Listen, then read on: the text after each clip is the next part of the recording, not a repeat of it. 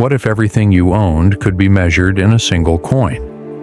In the Middle Ages, that coin was called the silver penny, and it meant everything. The silver penny was the most common form of money in medieval Europe.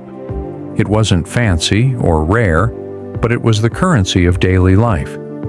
Farmers, merchants, even kings used it. It was made of real silver, small and thin, but valuable enough to change someone's life. So what could one silver penny buy? A loaf of bread, maybe a small piece of cheese. With 10 pennies, you could buy a new tool or a pair of sturdy shoes. 100 might buy you a sheep, or a month of safety in a city. 1,000? That could change your class. In this story, we'll use the silver penny to measure the difference between poverty and power. 3 lives, 3 levels of wealth, 1 coin at the center of it all. At the very bottom of the medieval economy lived the landless poor, people with no property, no stable income, and no protection. They owned nothing but the clothes on their backs, and they worked only when someone else allowed them to. A man in this class might earn just 1 silver penny for an entire day of hard labor, if he found work at all. Most earned less than 500 pennies in a year. That's little more than a loaf of bread per day, with almost nothing left for anything else. It was the bare minimum needed to survive. He had no home, no bed, no fire of his own. At night, he might sleep beneath a tree or under the eaves of a church. Sometimes a stable offered shelter. Other times the open sky was all he had. His income came from day work.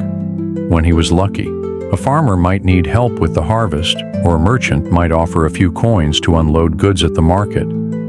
But these opportunities were never certain, and the pay was always low. 1 silver penny for 10 or 12 hours of labor, without food, without shelter, and without guarantees. When he couldn't find work, he begged. Churches and monasteries offered alms, small gifts of food or money given in the name of mercy.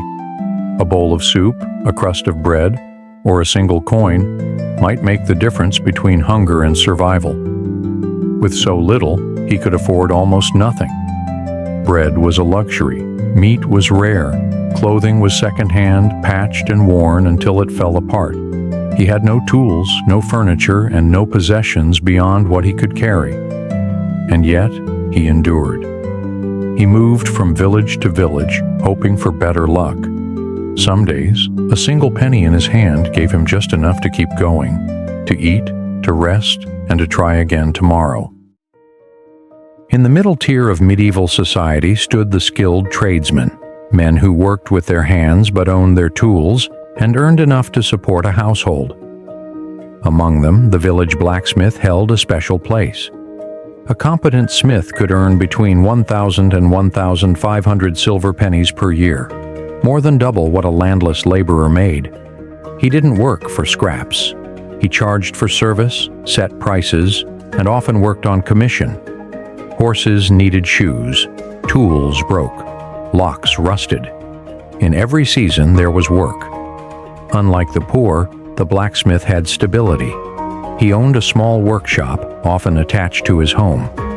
Inside were his anvil, bellows, hammers, and tongs, all crafted or acquired with care. His income depended on skill and reputation. A good smith became known not just in his village, but across nearby towns. He lived in modest comfort. A wooden house with 2 rooms, a hearth for cooking and warmth. Simple furniture, a bench, a bed, a storage chest. His family ate regularly, bread, porridge, seasonal vegetables, and occasionally meat. They wore sturdy clothes, often dyed and repaired by hand. The blacksmith was part of the village fabric. He paid taxes, attended church, and might even take on an apprentice to help with growing demand. His children had a higher chance of survival and might one day inherit his tools and trade. He still worked long hours. The forge burned hot in summer and the work was hard on the body, but he controlled his time.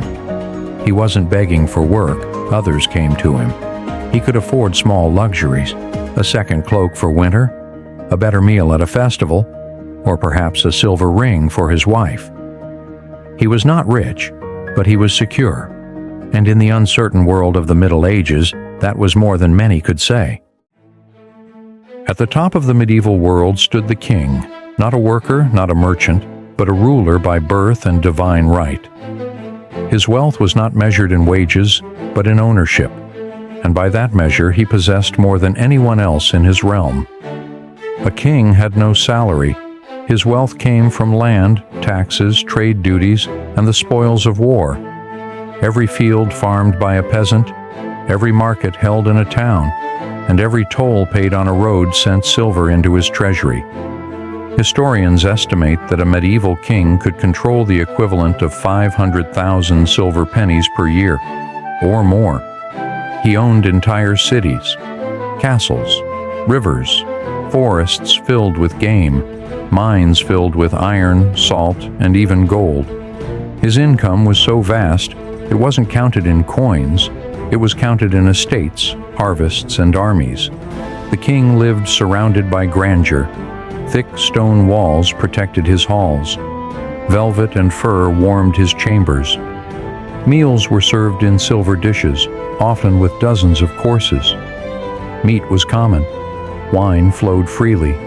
His servants numbered in the hundreds: cooks, guards, scribes, and entertainers. He didn't work the land. Others worked for him. Knights enforced his rule. Priests supported his legitimacy. Advisors managed his finances and diplomacy. In theory, he ruled by God's will. In practice, by power and wealth.